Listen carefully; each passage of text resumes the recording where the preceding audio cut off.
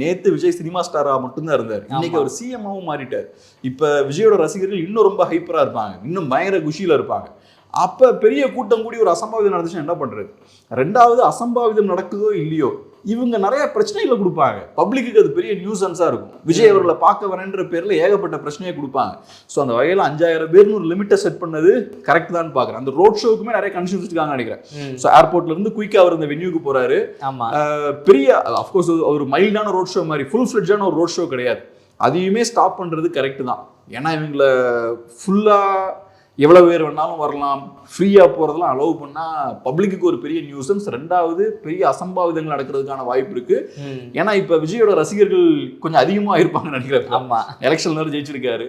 So அதனால இது ஒரு கரெக்டான முடிவு தான் நினைக்கிறேன். ஓகே சார், இதே நேரத்தில் இப்போ தாவேக ஆட்சி அமைச்சதுல இருந்து அவங்க சொல்ற என்னன்னு பாத்தீங்கன்னா, எங்களுக்கு கொஞ்சம் காலம் கொடுங்க, வந்தவொடனே எங்களை ஏன் இவ்வளவு கேள்வி கேட்குறீங்க, இதை நீங்க திமுக பார்த்து கேட்டீங்களா இப்படின்ற விமர்சனத்தை அவங்க சைட்ல இருந்து வைக்கிறாங்க. இவங்க சொல்றது அவங்க சரியில்லைன்னு தான் உங்ககிட்ட கொடுத்தோம், நீங்க காலம் பத்தலைன்னு சொல்லிட்டு இருக்கீங்களே, மற்றதுக்கு காலம் எடுத்துக்கோங்க, சட்ட ஒழுங்குக்கு நீங்க எப்படி காலம் கேட்டுட்டு இருப்பீங்கன்னு சொல்லி ஒரு விமர்சனத்தை இவங்க வைக்கிறாங்க, திமுக போன்ற எதிர்கட்சிகள்லாம்.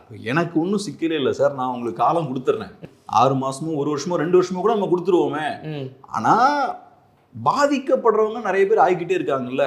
இப்ப நம்ம முந்தா நேத்து பாக்குறோம், அந்த பப்ல ஏதோ சண்டை நடக்குது. ஆமா, ஒரு சின்ன பெண் 18 வயசு பெண் வந்து பாதிக்கப்படுறாங்க. இந்த மாதிரி ஏகப்பட்ட சம்பவங்கள். மூதாட்டி ஒருத்தங்க பாதிக்கப்படுறாங்க வேளச்சேரியில, சூலூர் சம்பவம். இப்ப இதெல்லாம் நடக்கும்போது நம்ம சும்மா இருக்க முடியுமா? இப்ப நாளைக்கு எனக்கே ஒரு பிரச்சனை வருதுன்னு வச்சுப்போம், அப்ப நான் சும்மா இருப்பேனா?